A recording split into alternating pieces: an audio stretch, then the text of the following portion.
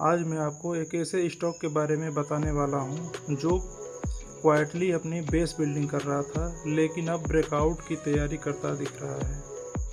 अगर ये मोमेंटम बना रहा तो आने वाले दिनों में ये स्टॉक स्ट्रॉन्ग रैली दे सकता है और अभी भी मौका पूरी तरीके से खत्म नहीं हुआ है।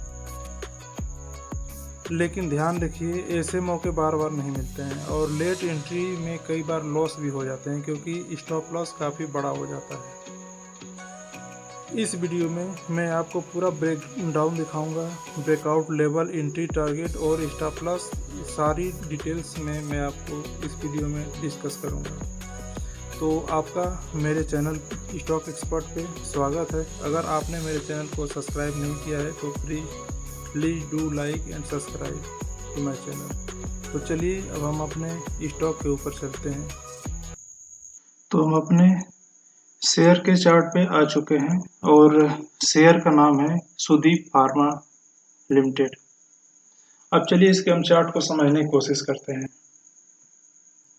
आईपीओ आने के बाद ये कंपनी बेरिश मोड में जाती है और एक बेस बिल्डिंग का काम होता है। यहाँ पे एक टाइम कंसोलिडेट करने के बाद अब ये कंपनी अपने प्रीवियस रेजिस्टेंस पे आ चुकी है, ये ट्रेड कर रही है। अगर ये थोड़ा सा और कंसोलिडेशन करके यहीं पे अगर इसको ये ब्रेकआउट देती है तो ये कंसोलिडेशन के बाद जो ब्रेकआउट होगा वो वैलिड ब्रेकआउट होने की संभावना है, क्योंकि जनरली स्टॉक ऐसे ही मूव करते हैं। आईपीओ के बाद बहुत सारे इन्वेस्टर्स उसमें से एग्जिट करते हैं, जिस वजह से सेलिंग प्रेशर होता है और शेयर गिरता है।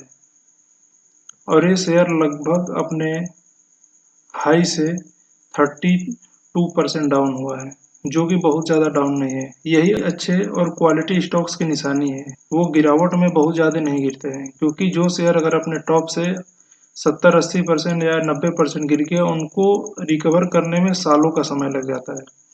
लेकिन जो स्टॉक ज़्यादा नहीं गिरते हैं वो सबसे पहले वही रिकवर होते हैं। तो हमारा ये चार्ट का एनालिसिस रहा।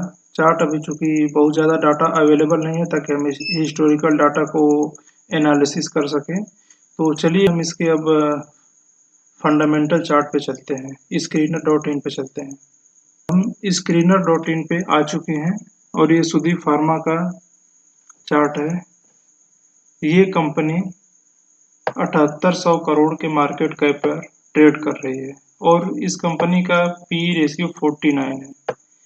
49 पी थोड़ा सा एक्सपेंसिव दिख रहा है, बट अगर हम ROCE और ROE दोनों को अगर हम कंसीडर करते हैं तो ये 49 का पी काफ़ी अंडर वैल्यूड नज़र आएगा हमको। अगर आप नहीं जानते हैं कि ROCE क्या होता है और ROE क्या होता है, तो इस पर मैं डिटेल वीडियो ऑलरेडी बना चुका हूँ, आप उसे गो थ्रू कर सकते हैं। अब हम इसके डेट टू इक्विटी रेशियो की बात करते हैं। डेट टू इक्विटी रेशियो बहुत ही कंट्रोल में है, 0.20 है। यानी कंपनी के पास अगर रिजर्व 100 रुपये के है तो उसके कंपैरिजन में उसके पास केवल 20 रुपये का ही कर्जा है। और ये इंटरेस्ट कवरेज रेशियो भी ग्रेट है, 27.5। इसका मतलब ये है कि अगर कंपनी के पास इंटरेस्ट 1 रुपये का पे करना होता है तो उसके कंपैरिजन में कंपनी 27.5 रुपीज कमा रही है। अब हम इस कंपनी के क्वार्टरली रिजल्ट पे आ रहे हैं। क्वार्टरली चूंकि ये अभी हाल ही में ये लिस्ट हुई है मार्केट में, इसलिए हमारे पास पुराना बहुत ज़्यादा डाटा अवेलेबल नहीं है। लेकिन अगर हम दिसंबर से दिसंबर क्वार्टर के बीच कंपैरिजन करते हैं तो 116 करोड़ से बढ़ करके 172 करोड़ हो चुके हैं और नेट प्रॉफिट भी 29 करोड़ से 48 करोड़ यानी 48 करोड़ के हो चुके हैं। और ये बहुत ज़्यादा ग्रेट नंबर है। ऐसा इसलिए हुआ क्योंकि पिछली साल 34% का ऑपरेटिंग प्रॉफिट पे ट्रेड कर रही थी, अब की बार ये 35 के ऑपरेटिंग प्रॉफिट मार्जिन पर ट्रेड कर रही है। इस वजह से इसका नेट प्रॉफिट थोड़ा सा इम्प्रूव हुआ है। अब चलिए हम इसको ईयरली डाटा देखते हैं। ईयरली डाटा में भी अगर हम पिछले 5 सालों का स्टडी करते हैं तो 123 करोड़ से बढ़ करके 500 करोड़ हो चुका है, यानी कि लगभग 4 टाइम्स हो चुके हैं। लेकिन यहाँ पे हम नेट प्रॉफिट की बात करते हैं तो 18 करोड़ से बढ़ करके 139 करोड़ हो चुके हैं। ये बहुत ही ग्रेट नंबर है और ये कंपनी के पास फाइनेंशियली अच्छी है और इसका क्वालिटी वाइज भी ये कंपनी काफ़ी अच्छी है। इसको हम देख सकते हैं कि कंपाउंड सेल्स पिछले 5 साल का जो डाटा दिखा रहा है उसमें 32% से ग्रो हुआ है, लेकिन नेट प्रॉफिट जो है 50% से ग्रो हुआ है। ये बहुत ही ग्रेट नंबर है। अब हम आते हैं उसके इन्वेस्टर होल्डिंग के ऊपर।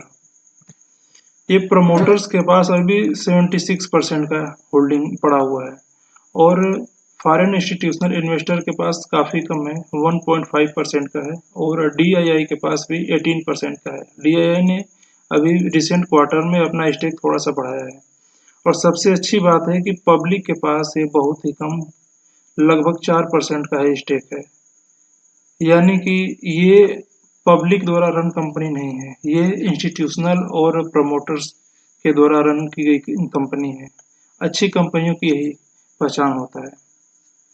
तो धन्यवाद। ये रहा आज की कंपनी का complete analysis. Thank you very much.